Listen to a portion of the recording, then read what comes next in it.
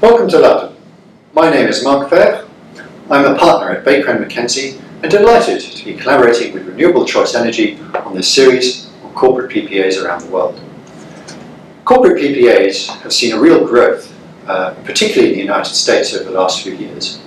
That growth to date hadn't been on the same scale in Europe and in the UK. I think one of the main reasons for that is that we've had a very stable subsidy regime for renewable power over the last few years, with renewable generators able to access different sorts of subsidies, whether feed-in tariffs or through the renewable obligations regime here in the UK.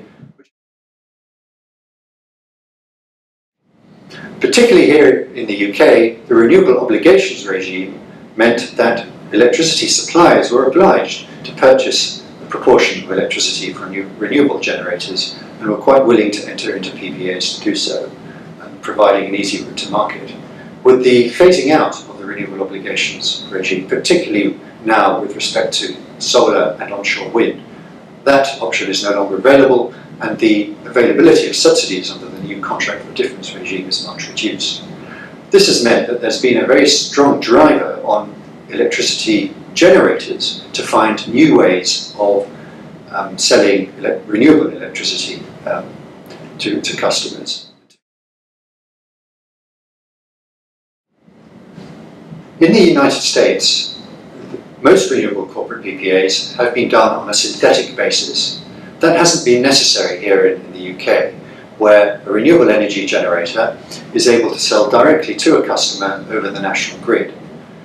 What the generator needs to do, however, is meet its balancing and settlement obligations, and that, when they've been selling to a utility, has been something that the utility has generally taken on. When you're selling to a corporate customer, that option isn't possible. However, that's not an insurmountable obstacle in terms of selling electricity over the grid to a customer, because the utilities have been quite willing to enter into what we call sleeving arrangements and provide the balancing settlement services to the generator, obviously at a cost which can affect the competitiveness of corporate PPAs.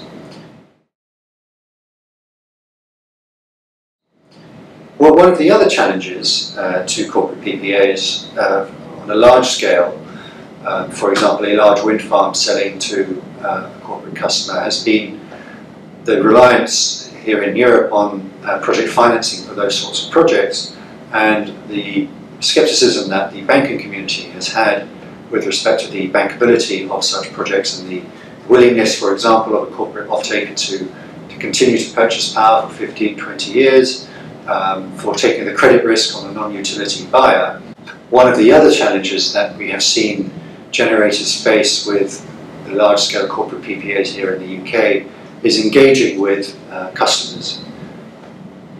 Whilst there is sometimes a sustainability driver to look at alternative sources of power procurement in large corporates, the sustainability department or officer of a company is not usually the person who makes procurement decisions.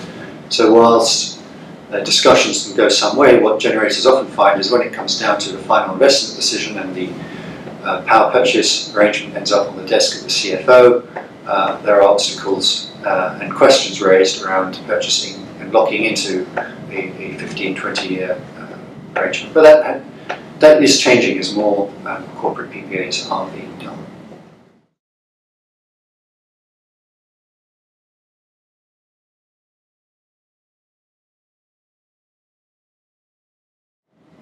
What we're also seeing, particularly outside the UK and in other parts of Europe, are investors in large generation assets also being purchasers of a part of the power generation, so entering into a consortium with other investors to purchase power, and those investors are going to be corporate customers, they're not utility customers. And we're seeing that particularly in the Netherlands, for example. The biggest area of growth that we've seen over the last few years in the corporate PPA market here in the UK has, notwithstanding the somewhat inclement weather we have today here in London, is solar power on-site or near-site for large industrial and commercial customers. And a number of companies here in the UK have made that a key part of their business model and have been able to raise financing for these projects on a portfolio basis where the risk of the creditworthiness of the off-taker is spread by having a number of different off-takers within the portfolio financing. And by selling directly to customers, generators are able to compete with retail power prices as opposed to competing in the wholesale market. This means that they are effectively selling power in a subsidy-free environment at a competitive price. And we see real growth in that area in the future. With the increase of battery storage, smart metering, and the use of information technology in a much greater way in power generation and consumption, the opportunity for corporate PPAs on a distributed microgrid level in the UK and in much of Europe is going to increase tremendously.